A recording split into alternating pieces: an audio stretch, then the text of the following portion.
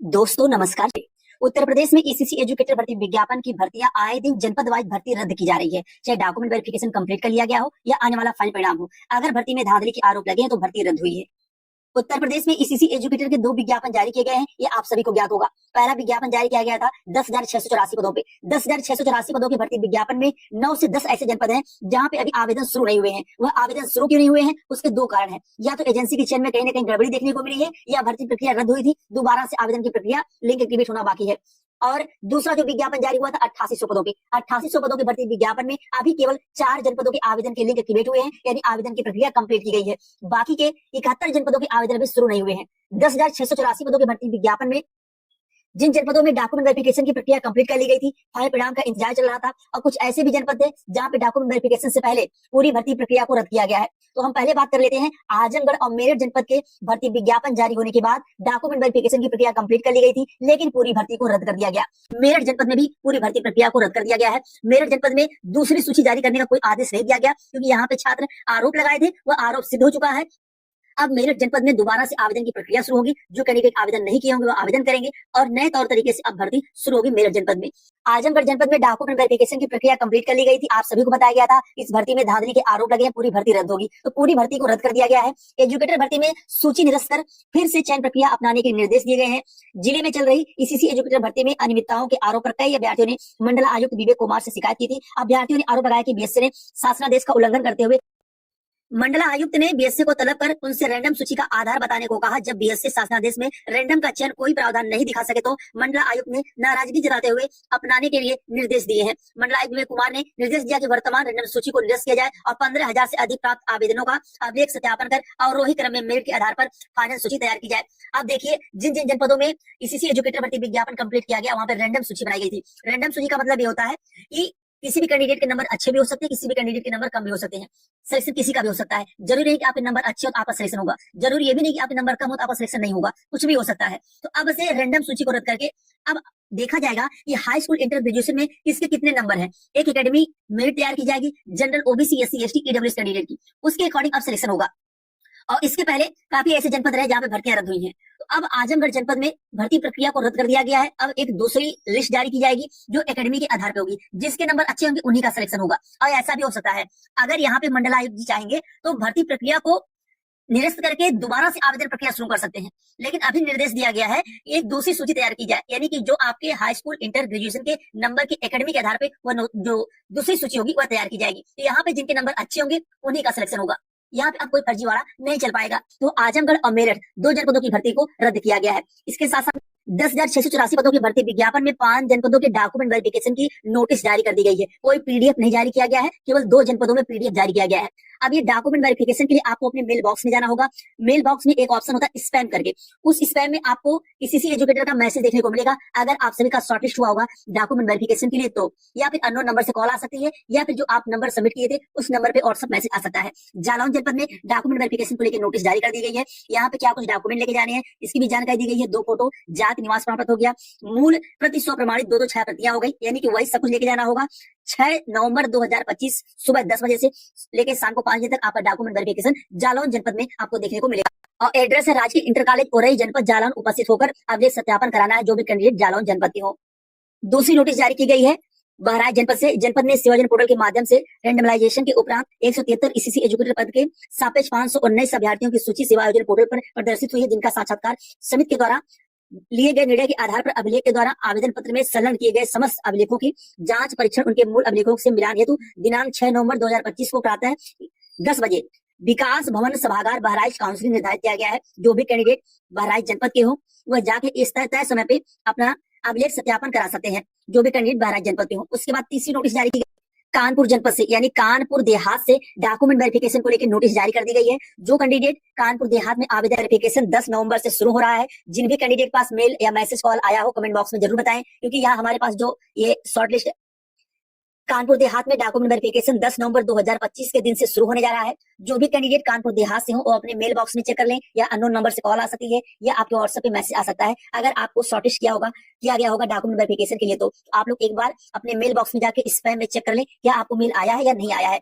और comment box में जरूर बताएं अगर आपका चयन डॉक्यूमेंट वेरिफिकेशन के लिए हुआ हो तो, ना हुआ हो तब भी बताएं कि आपका डॉक्यूमेंट वेरिफिकेशन में चयन नहीं हुआ है। अगर आपके नंबर अच्छे होंगे और धांधली के आरोप लगेंगे तो किसी भी जनपद की भर्ती रद्द की जा सकती है। हाथरस जनपद का भी रिजल्ट जारी कर दिया गया, बहराइच जनपद का भी रिजल्ट जारी कर दिया गया है। तो ये बात हो गई 10,684 पदों की भर्ती विज्ञापन के डॉक्यूमेंट वेरिफिकेशन। अब जो डॉक्यूमेंट वेरिफिकेशन के लिए आने वाला रिजल्ट है, आप लोगों को अगले सप्ताह से आपको मेल बॉक्स में मेल आना शुरू हो जाएगा, अननोन नंबर से कॉल आनी शुरू हो जाएगी। जो कैंडिडेट बलिया जनपद के हो, जो कैंडिडेट जौनपुर जनपद के हो, जौनपुर जनपद के लिए मैसेज तो आपको पिछले 1-2 दिन पहले ही आ गया होता, लेकिन कुछ टेक्निकल इशू की वजह से आपको मेल या कॉल नहीं आ पाया डॉक्यूमेंट वेरिफिकेशन के लिए। लेकिन अगले सप्ताह से जौनपुर जनपद हो गया, बलिया जनपद हो गया, इन जनपदों के डॉक्यूमेंट वेरिफिकेशन के लिए मेल कॉल आना शुरू हो जाएगा। आप लोग ईमेल बॉक्स में जाके, आप मेल में जाके अपना स्पैम में चेक कर सकते हैं कि आपके लिए आपको शॉर्टलिस्ट किया गया है, मेल आया या नहीं आया है। आप कमेंट बॉक्स में जरूर बताइएगा जिस किसी के पास जौनपुर बलिया जनपद से मेल आया होगा, या आने के बाद जब भी आपको जानकारी मिलती है तो आप जरूर कमेंट बॉक्स में बताइएगा कि हमें मेल आया है, हमारा डॉक्यूमेंट वेरिफिकेशन इस डेट को और इस एड्रेस पे होने वाला है। वहीं अंबेडकर नगर जनपद के डॉक्यूमेंट वेरिफिकेशन की नोटिस अगले सप्ताह के अंत में देखने को मिलेगी। डॉक्यूमेंट वेरिफिकेशन अंबेडकर नगर जनपद के भी डॉक्यूमेंट वेरिफिकेशन की प्रक्रिया 15 नवंबर के आसपास शुरू हो जाएगी और अगले सप्ताह के अंत से आप लोगों को मेल कॉल या आपको अननोन नंबर से कॉल आ सकती है, मेल आ सकता है या व्हाट्सएप पे मैसेज आ सकता है, जो भी कैंडिडेट शॉर्टलिस्ट हुए होंगे आपके डॉक्यूमेंट वेरिफिकेशन के लिए। और आपके पास अगर आप बलिया और जौनपुर उसके साथ साथ अंबेडकर नगर जनपद से हो, मेल आया हो या कॉल आई हो, आप जरूर कमेंट बॉक्स में बताएं ताकि और सभी कैंडिडेट को जानकारी मिल सके कि उनके डॉक्यूमेंट वेरिफिकेशन इस डेट को और इस एड्रेस पे होने जा रहे हैं। अब बात कर लेते हैं 8800 पदों के भर्ती विज्ञापन की। आप सभी को बताया गया था कि ईसीसी एजुकेटर भर्ती विज्ञापन में 8800 पदों के भर्ती विज्ञापन अभी मात्र 4 जनपदों से विज्ञप्ति जारी हुई। 8800 पदों के नए भर्ती विज्ञापन में अभी केवल 4 जनपदों के आवेदन कंप्लीट किए गए हैं। बाकी उत्तर प्रदेश के 71 जनपदों के आवेदन अभी शुरू होना बाकी है, जिनमें आप लोगों को बताया गया था जो पहली प्राथमिकता में जनपद रखे गए हैं वह आपका देवरिया जनपद हो गया। देवरिया जनपद में टोटल पदों की संख्या यहाँ पे आप सभी देख रहे होंगे 170 है। 170 पदों पे देवरिया जनपद का विज्ञापन आप सभी को देखने को मिलेगा बहुत जल्द। उसके साथ साथ में देवरिया के बाद आपको सुल्तानपुर जनपद के भी विज्ञापन का लिंक बहुत जल्द एक्टिवेट हुआ देखने को मिलेगा। अब सुल्तानपुर जनपद में 10,684 पदों के भर्ती विज्ञापन में जो पदों की संख्या थी और 8800 पदों के भर्ती विज्ञापन में जो पदों की संख्या थी, दोनों पदों को मर्ज करके एक साथ विज्ञप्ति जारी की जाएगी। इसी तरह से कन्नौज जनपद में भी दोनों पदों को मर्ज करके एक साथ विज्ञप्ति जारी की जाएगी।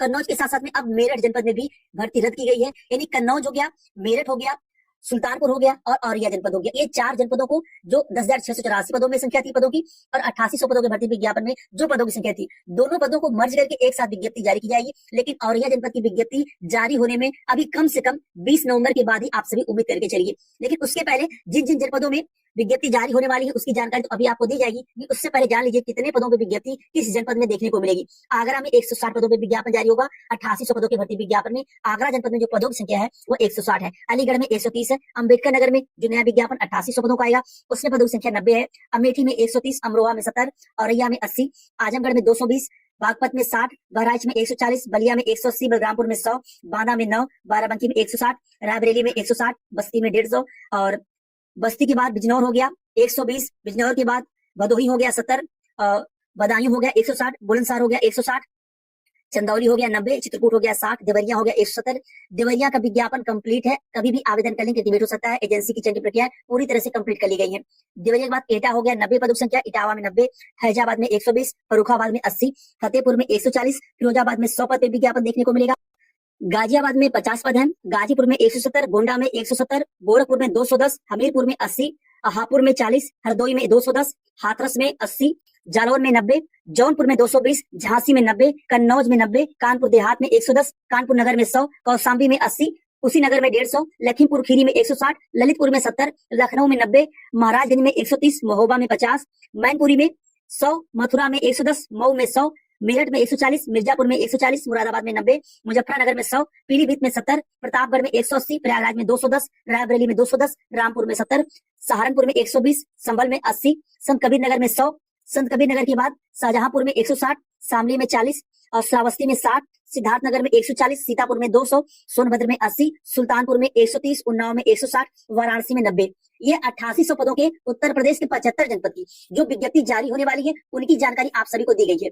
यानी कि इतने इतने पदों पे जनपद वाइज विज्ञप्ति जो नया विज्ञापन आने वाला है उनकी आपको देखने को मिलेगी। अब रही बात की विज्ञप्ति जारी होने से पहले एजेंसी का चयन होता है, तो किन किन जनपदों में एजेंसी की चयन की प्रक्रिया पूरी कर ली गई है? उनमें आपका कन्नौज, भदोही, सुल्तानपुर, इटावा, झांसी, फिरोजाबाद, बहराइच, बदायूं, हाथरस, प्रतापगढ़, बिजनौर, संत कबीर नगर, बुलंदशहर, लखनऊ, सीतापुर और औरैया में अभी समय लगेगा। यहाँ पे एजेंसी की चयन प्रक्रिया अपने अंतिम चरण में थी, लेकिन एजेंसी में कुछ कमी या गड़बड़ी आने की वजह से एजेंसी को रद्द कर दिया गया। तो यहाँ औरैया में अभी समय लगेगा। औरैया के बाद देवरिया, अलीगढ़, अमेठी, कुशीनगर, फर्रुखाबाद, बस्ती, हरदोई, जालौन, संभल, शामली, गोंडा, गौतम बुद्ध नगर, शाहजहांपुर, बलिया, बलिया के साथ साथ में आपका और जो जनपद है मेरठ और सिद्धार्थनगर, इन जनपदों में एजेंसी की चयन प्रक्रियाएं कंप्लीट कर ली गई हैं। अब जो विज्ञापन आपको 8800 पदों का देखने को मिलेगा, सबसे पहली प्राथमिकता में वह विज्ञापन देवरिया हो गया, सुल्तानपुर हो गया, उसके साथ साथ में बहराइच हो गया, हाथरस हो गया, प्रतापगढ़ जनपद हो गया, प्रतापगढ़ के साथ साथ में आपका बलिया जनपद हो गया, बलिया के साथ साथ में आपको बस्ती और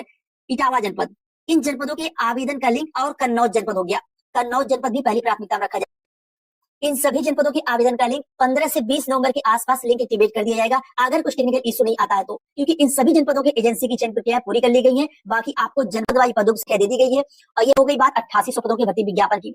अब 10,684 पदों की भर्ती विज्ञापन में चित्रकूट जनपद के आवेदन का लिंक एक्टिवेट कर दिया गया, आवेदन शुरू कर दिया गया, आवेदन आप सभी कर सकते हैं, आवेदन चल रहा है। उसके ललितपुर जनपद हो गया, ललितपुर में भी आवेदन का लिंक एक्टिवेट कर दिया गया है। जो कैंडिडेट आवेदन ना किए आवेदन कर लें। आवेदन की अंतिम तिथि है 8 नवंबर 2025। आवेदन शुरू कर दिया, कल देर शाम से आवेदन चल रहा है ललितपुर जनपद में भी।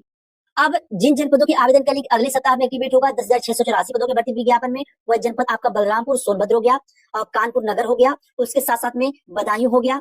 लेकिन उन्नाव, रायबरेली, अमरोहा जनपद के आवेदन का लिंक आपको ये मान के चलिए कि 10 नवंबर के आसपास एक्टिवेट हुआ देखने को मिलेगा।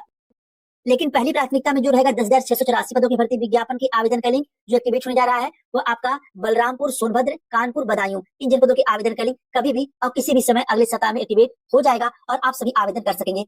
तो ये ईसीसी एजुकेटर भर्ती विज्ञापन की जानकारी हो गई। जो कैंडिडेट अभी रजिस्ट्रेशन ना किए हो और आवेदन ना किए हो, अपने जनपद में मान लीजिए उनकी जनपद के आवेदन चल रहे हो या आवेदन अगर न शुरू हुए हो, तो भी आपके रजिस्ट्रेशन की प्रक्रिया हर दिन चल रही है। आप किसी भी जनपद से हो, कभी भी किसी भी समय रजिस्ट्रेशन कर सकते हैं। तो रजिस्ट्रेशन करने के लिए आपको करना क्या होगा, डिस्क्रिप्शन बॉक्स में एक लिंक मिल जाएगा, उस लिंक पे जाके आप क्लिक करेंगे, आपको स्टेप बाय स्टेप रजिस्ट्रेशन करके आईडी पासवर्ड बना के और आवेदन करके बताया गया है।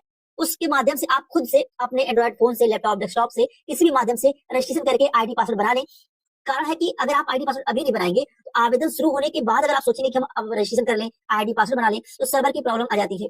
इसलिए पहले ही आप लोग रजिस्ट्रेशन करके आईडी पासवर्ड बना लें। अगर कुछ इशू आता है, कोई समस्या होती है, तो आप कमेंट बॉक्स में बताएं या टेलीग्राम पे मैसेज करें, जो भी आपकी समस्या होगी उसको सॉर्ट आउट किया जाएगा।